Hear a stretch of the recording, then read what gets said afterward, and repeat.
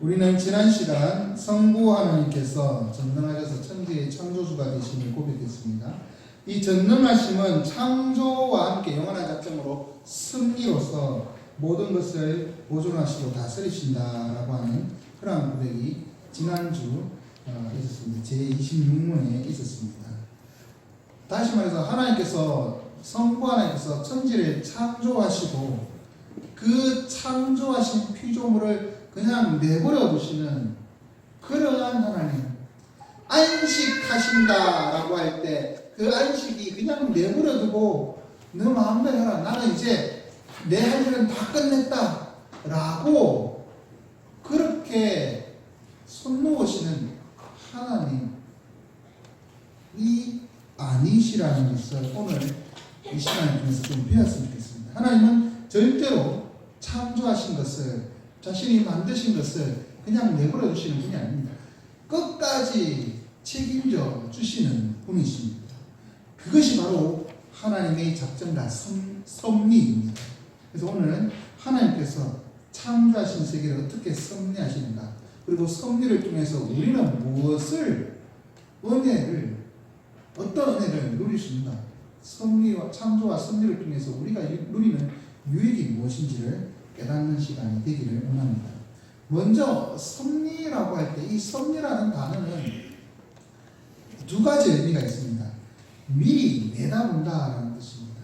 앞의 일을 미리 내다보는 것이죠. 일종의 그 예언 같은 그런 이미지를 갖고 있지만, 이 섭리라는 것은 미리 내다보고 있기 때문에 훤하게 알고 있다는 뜻입니다.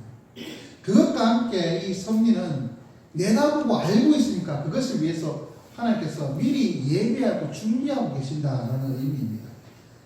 이 두 가지 의미가 있다는 것이죠. 내다보고 그리고 준비하시는, 모든 것을 다 아시는 하나님께서 우리를 위하여 모든 것을 준비하고 계신다라는 고백이 바로 하나님께서 섭리하신다라고 하는 그런 고백입니다. 이 섭리는 창조와 뗄 수 없습니다. 즉 하나님께서 창조하신 피조물을 하나님께서 원래 보시기에 좋도록 창조하지 않았습니까? 그 창조하신 그 피조물을 그냥 하나님께서 만드시고 난 후에 내가 좋게 만들었으니까 너희들 알아서 살아가라, 나 모른다, 그렇게 내버려 두시는 것이 아니라는 것입니다. 하나님은 절대로 피조물을 방치하시는 그런 분이 아니십니다. 창조한 세계를 하나님께서는 섭리로 이끄신다는 것입니다. 그 이끄심이 구문에서도 고백했듯이 보존하시는 것과 다스리시는 걸로 나타납니다. 섭리는 두 가지라는 것입니다. 보존하시는 것, 다스리는 것. 미리 알고 모든 것을 준비하시는 이유는 창조하신 것을 먼저는 보존하시기 위한 것입니다. 하나님께서 천지를 선하게 창조하셨습니다.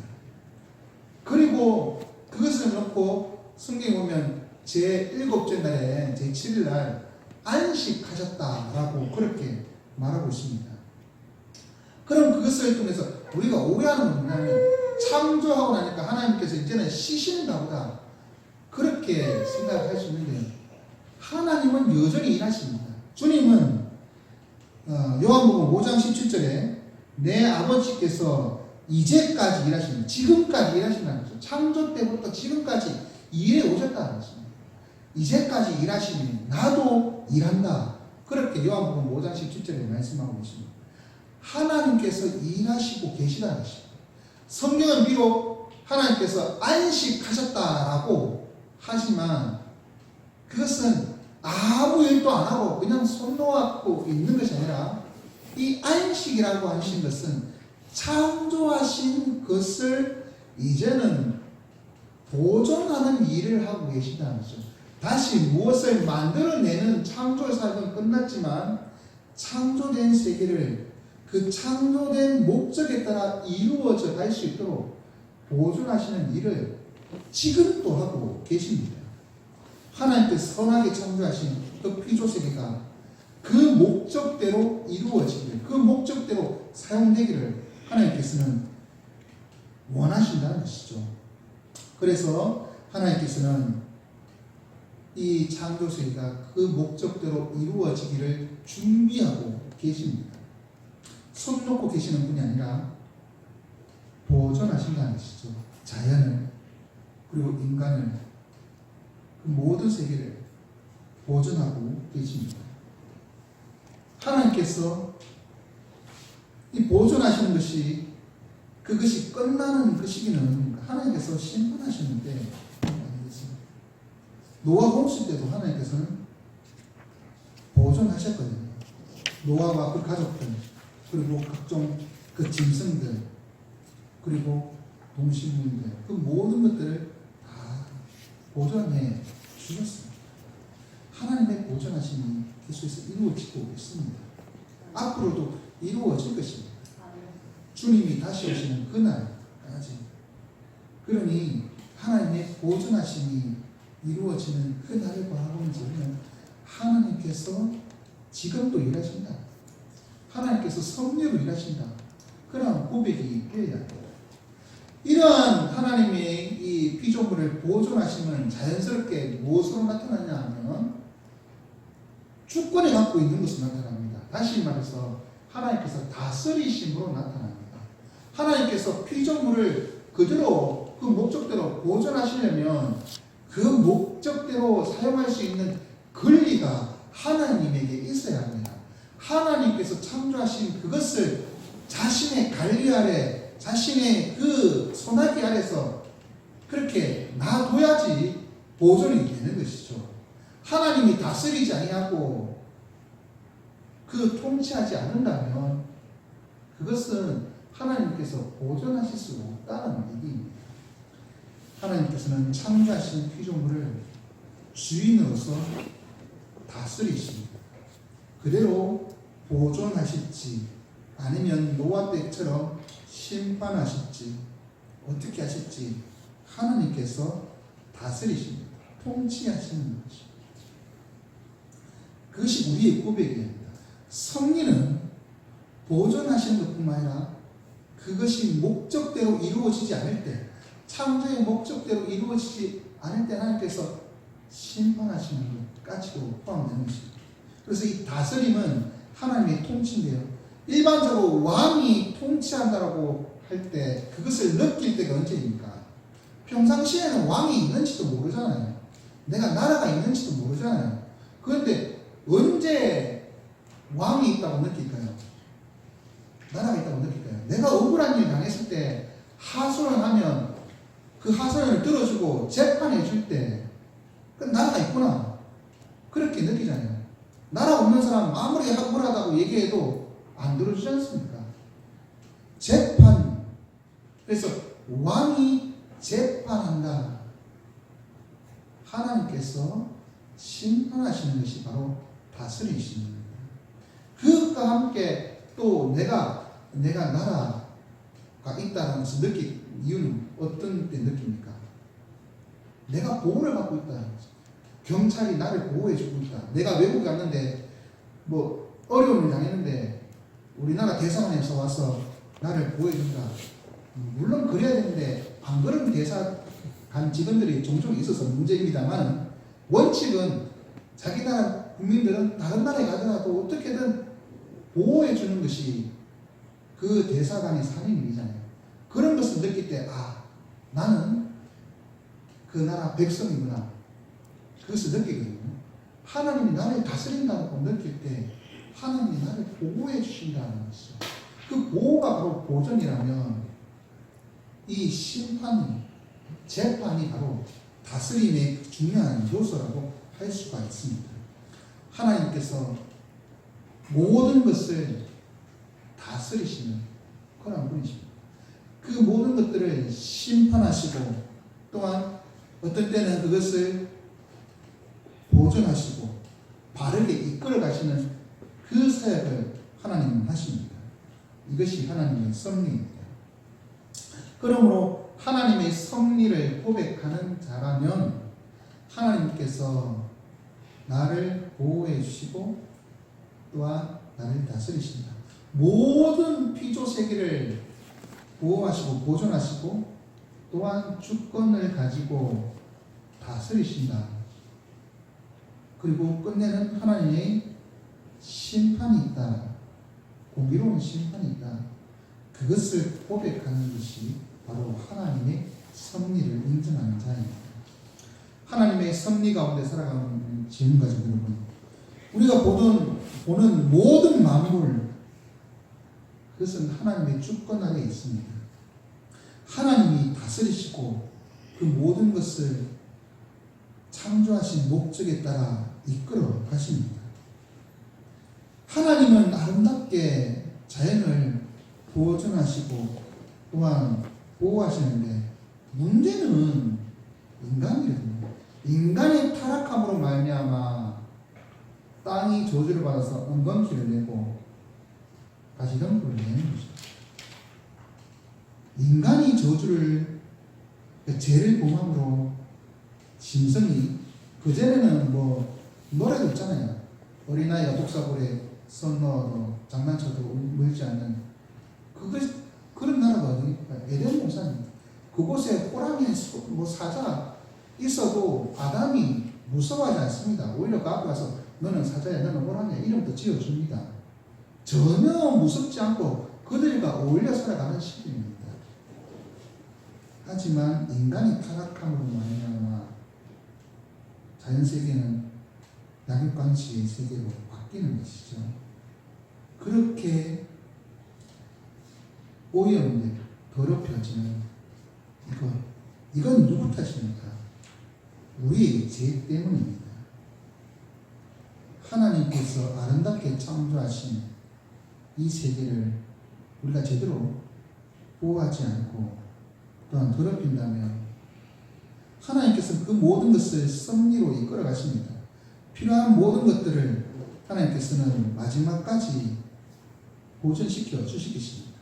그런데 우리가 중간중간마다 뭐 멸종시켰다, 뭐 어떻게 자연을 훼손시켰다, 끝내 뭐가 있다고요? 하나님의 심판이 있다는 것을 알아요. 마지막 때가 있으면 알아요. 그러니 그것을 주의해야 합니다. 하나님은 모든 것을 보존하시고 이끌어 가시고 역사하십니다. 그 모든 것 하나 하나님의 뜻 가운데서 이루어집니다.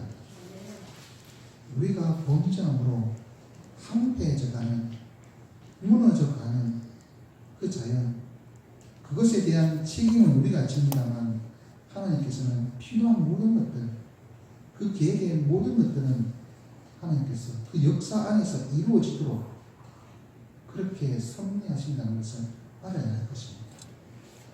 이렇게 하나님께서는 창조하시고 보존하시고 다스리신다는 것, 그것은 어디에 적용되냐면 모든 만물에게 적용됩니다. 다른 말로 인간의 역사에도 그대로 하나님께서는 이 섭리로 이끄신다는 것입니다. 하나님의 그 섭리는 아주 작은 것부터 큰 것에게까지 그 어느 것 하나 미치지 않는 것이 없습니다. 참새가 땅에 떨어지는 것, 그것도 하나님께서 계획하실 때 그것이 이루어집니다. 그냥 보잘것없는 것처럼 보이지만 모든 것이 하나님의 계획하신 하나님의 섭리입니다. 작은 것도 큰 것도, 그리고 어느 시대나 어디에서나 하나님은 섭리로 일하십니다. 하나님의 손이 미치지 않는 곳이 없다는 것입니다. 모든 동식물들 뿐만 아니라 자연의 그 자연 현상들, 그리고 세계에 일어나는 모든 일들이 하나님의 주권 아래 일어납니다. 주님은 누가복음 12장 28절에 오늘 있다가 내일 아궁이에 던져지는 들불도 하나님께서 입히신다. 그 전까지 아무 의미 없다가 의미 없이 자라는 것처럼 보이는 이 들불, 그래서 아궁이에 땔감으로 써있고 이렇게 불태워지는 이 들불조차도 하나님께서는 그 전까지 솔로몬의 영광보다 아름답게 그를 입히시고, 다시 말해서 그를 그 들꽃을 아름답게 만들어 주시는 것입니다. 모든 것 하나 하나님의 섭리, 아닌 것이 없습니다.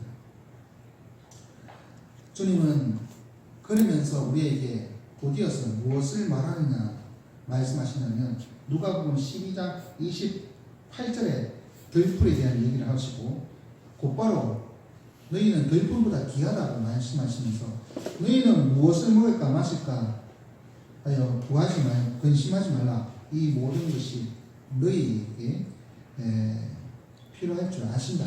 그렇게 말씀하고 있습니다. 그러므로 보잘것없는 들풀도 입히시는 하나님께서 우리의 필요를 다 아시고 채우시고 역사하신다는 그 믿음으로 가져야 합니다.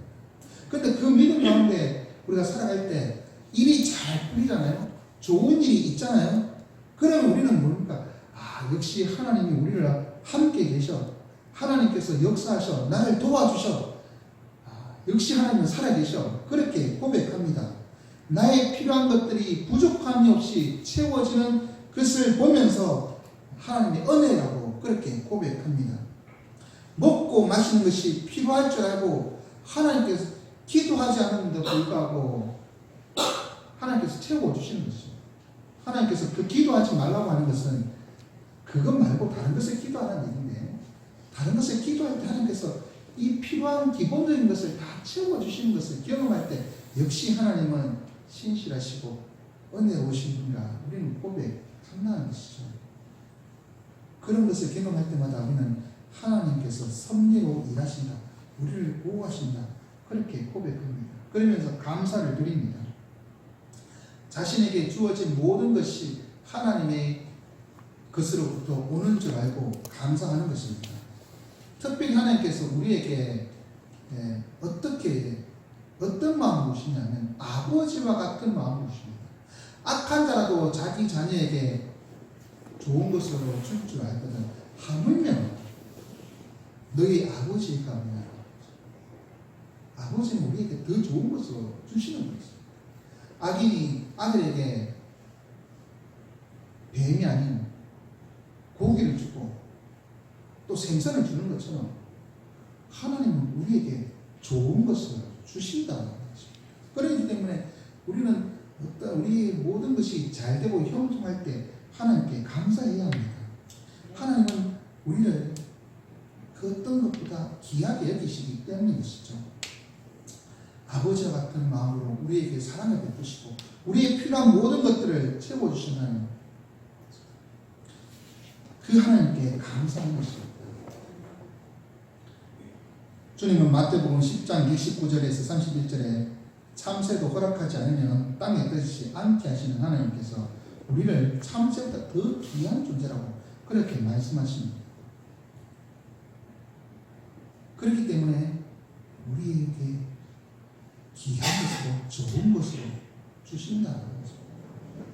그러니 우리가 하나님으로부터 좋은 것, 풍성한 것, 은혜, 건강, 등등의 좋은 것들을 받을 때마다 감사하십시오. 기쁨으로 감사하십시오. 그래야 하나님의 승리를 경험하는 자입니다. 그런데 문제는 세상에서 좋은 일만 있으니까 좋은 일만 있는 사람 거의 없을 것입니다. 인생에 굴곡이 있잖아요. 어떨 때는 슬픈 일도 있고 어떨 때는 억울한 일 당할 때도 있습니다. 불의한 일, 불행한 일 경험할 때도 있습니다. 그럴 때 대부분의 사람들은 그전에는 좋은 거 줄 때는 참 믿음이 좋았어요. 그런데 힘든 일 닥치고 어려운 일 닥칠 때 우리가 제일 먼저 하는 반응이 뭐겠습니까? 하나님 나한테 왜 이러십니까? 그렇게 시작하는 것이죠. 하나님 앞에 불평하고 불만을 토로합니다. 원망합니다. 그러다가 지나가면 하나님이 살아계신가까지 의심이 들게 됩니다. 하나님이 살아계시다면 과연 이런 일이 일어나는가? 이런 말도 안 되는 악한 일이 일어나는가? 많은 유대인들이 이제 2차 세계대전에 독일의 그 수용소 아우슈비츠 이런 곳에 갇혀 있을 때 그때 하나님이 살아계신다. 하나님이 살아계신다면 이런 지옥과 같은 일이 일어날 수 있는가? 의문을 하고 소련군이 올 때 소련군에 의해서 해방이 되거든요. 소련군이 올 때 열렬한 공산주의자로 남는 경우가 많았다는 것입니다. 하나님이 살아계심을 착각하는 것입니다. 하나님은 나에게 좋은 것만 주셔야 되는 그런 분으로 착각하는 것입니다. 인생의 굴곡 가운데 나에게 힘든 일, 어려운 일이 닥칠 수도 있습니다. 그것이 그 속에 하나님의 뜻이 있음을 우리는 알아야 합니다. 나는 아직 미약하고 또한 타락한 본성을 갖고 있기 때문에 하나님의 뜻을 온전히 이해할 수 없습니다.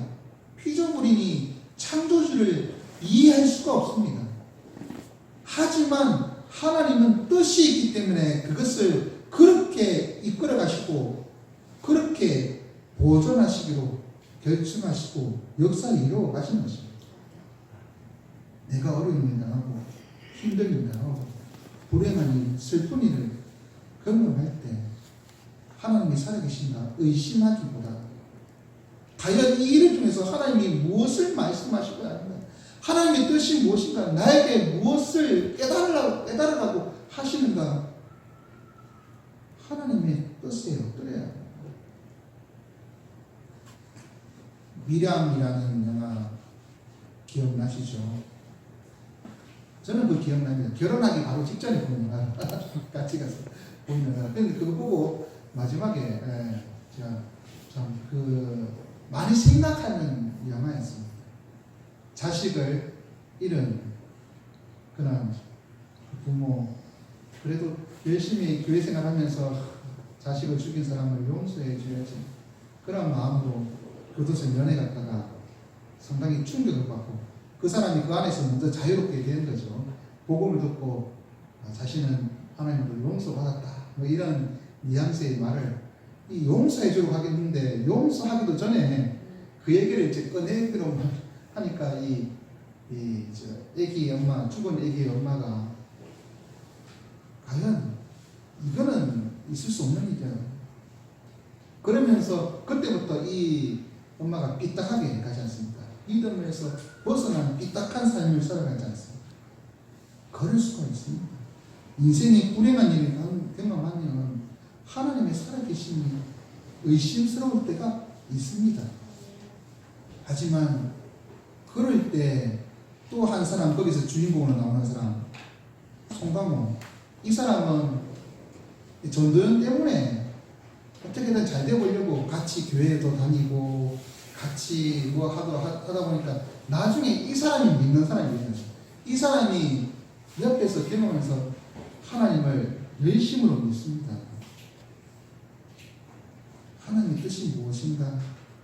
그럴 때 기도하고 엎드리면 설령 어려운 일 당해도 그것이 나쁜 일이만은 아니라는 것을 알 수가 있습니다. 하나님의 계획하신 놀라운 계획이 그 속에 숨겨져 있기 때문에 하나님의 섭리를 알면 힘든 일이지만 그럼에도 유익이 있음을 알아야 합니다. 하나님의 섭리를 알면 우리가 고통당하지만 하나님께서 끝내는 보호해 주실 것이다. 믿음으로 이길 수 없다. 그래서 우리의 믿음을 더 굳세게 하려는 의도가 있구나. 또 내가 잘못한 부분이 있는가 돌아보면서 하나님께서 나를 힘들게 하는 것이 나의 이러한 부분을 고치라고 하시는구나. 그러한 하나님의 뜻을 기억하고 자신을 되돌아보면서 반성하고 회개하고 또는 더욱 하나님을 바라보면서 끝까지 인내하면서 살아가도록 하는 것, 그것이 하나님의 그 섭리 가운데 불행한 일을 만나는 자들이 겪어야 그리고 해야 할 일인 것입니다. 왜냐하면 우리가 고백하는 전능하신 하나님, 우리가 알 수 없는 지혜로우심으로 그 모든 것을 주관하시기 때문입니다. 하나님의 거룩하심과 지혜와 능력은 인간이 그 지혜로 또한 능력으로 제한할 수 없습니다. 무한하신 능력으로 그 거룩하심으로 지혜로서 계획하시고 그 일을 이루어 가신다는 것이죠. 당장은 지금 내가 불행한 일이지만 큰 역사 가운데 하나님의 그것은 특별한 목적을 이루기 위한 하나의 계획에 불과했다는 것을 알게 되는 것입니다. 하나님은 그때그때 달라지는 일시적인 계획이 아니라 창세 전부터 미리 아시고 준비하신 것이기 때문에 그 길을 이루어 가시는 것입니다. 그러니 내가 이해하지 못하더라도 나는 당연히 이해할 수 없다. 하지만 하나님께서 그 거룩하심으로 또 지극히 지혜로우심으로 이 일을 이끌어 가신다. 그러니 나는 그 앞에 엎드리고 하나님의 뜻을 구하면서 살아야 합니다. 그러한 고백이 있기를 원합니다. 절대로 불행한 일 당했다고 원망하지 마십시오. 그 속에 하나님 나를 위해서 무엇을 계획하고 계십니까? 하나님의 뜻이 무엇입니까? 기도하라고 하는 뜻인지 알고 그럴 때 더 기도의 재단을 쌓으십시오. 모든 인생길 가운데 하나님의 섭리를 인정하고 살아가는 우리 지원가족 여러분, 좋은 일뿐만 아니라 불행한 일도 하나님의 섭리로 이루어집니다. 그러니 어떤 순간에든 하나님을 원망하지 말고 끝까지 믿음으로 신뢰하십시오. 기쁜 일, 슬픈 일 상관없이 하나님 앞에 엎드리십시오. 기쁨이 있을 때는 더욱 감사하고 슬픔이 있을 때는 더욱 의지하십시오. 그것이 바로 하나님을 믿고 하나님의 섭리를 인정하는 자의 모습입니다. 그렇게 하면 모든 것을 합력하여 선을 이루신 하나님께서 우리에게 선한 뜻을 이루어 주실 것입니다. 이제 말씀 읽겠습니다. 우리는 하나님의 섭리를 믿는 백성입니다. 하나님께서 모든 피조물을 창조하시고 그리고 그 창조하신 목적대로 보존하시고 다스리심을 믿습니다. 창세 한 마리도 하나님의 뜻이 아니고는 떨어지지 않습니다. 심지어 우리의 머리털 하나까지도 세신 바 아니시는 하나님이십니다. 그러니 하나님의 지혜와 거룩하심 그리고 능력 그것이 드러나는 그 하나님의 섭리를 인정하고 그 앞에 감사하고 또한 하나님께 영광 돌리며 하나님을 붙잡는 믿음의 사람들이 되시기 바랍니다. 우리 이 책 제10줄 27문 28문 제가 질문할 때 고백하셔야 됩니다. 50페이지에 있습니다.